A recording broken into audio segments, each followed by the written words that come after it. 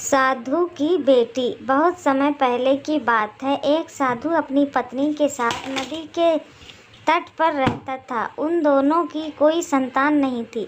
उनकी बड़ी इच्छा थी कि कम से कम एक संतान उनके यहाँ ज़रूर हो।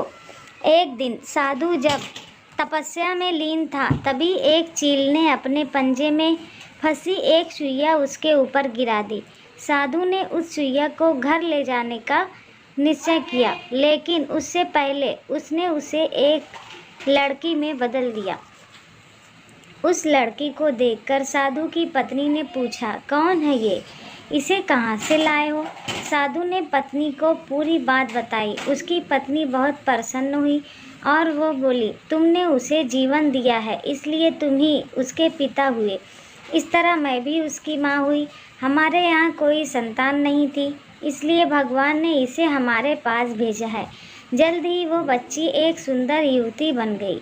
जब वो 16 साल की हुई तो साधु और उसकी पत्नी ने उसका विवाह करने का निर्णय किया। साधु ने सूर्य देवता का आह्वान किया। जब सूर्य देवता उसके सामने आए तो साधु ने उसे उसकी बेटी से विवाह करने का अनुरोध।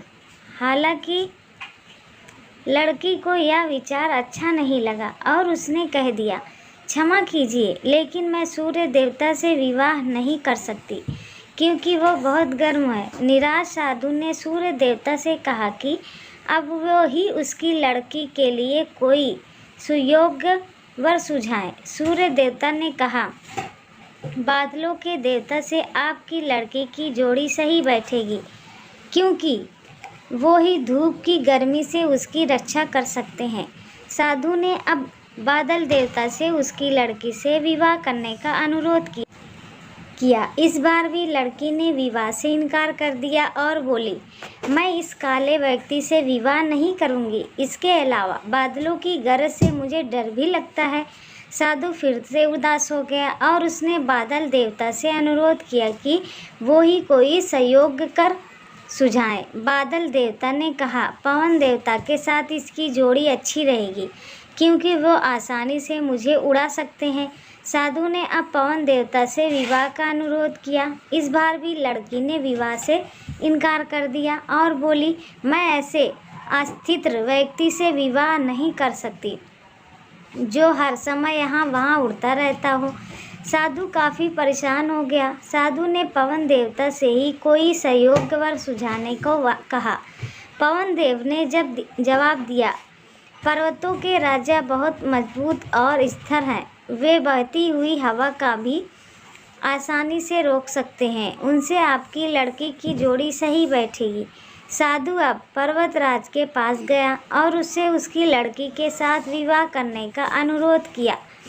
हालांकि इस बार भी लड़की ने विवाह करने से इनकार कर दिया और कहा, मैं ऐसे किसी व्यक्ति से विवाह नहीं कर सकती जो इतना कठोर और ठंडा हो।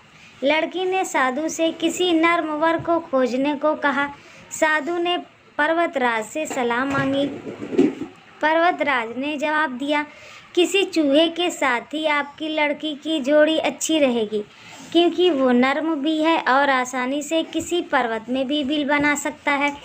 इस बार लड़की को वर पसंद आ गया।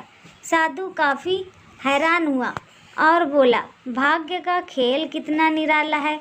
तुम मेरे पास एक चुहिया के रूप में आई थी और मैंने ही तुम्हें लड़की का रूप दिया था। चुहिया के रूप में जन्म लेने के कारण तुम्हारे भाग्य में चूहे से ही विवाह करना लिखा था और वही हुआ। भाग्य में जो लिखा था वही हुआ। साधु ने फिर से प्रार्थना शुरू कर दी और लड़की को दोबारा चूहिया बना दिया।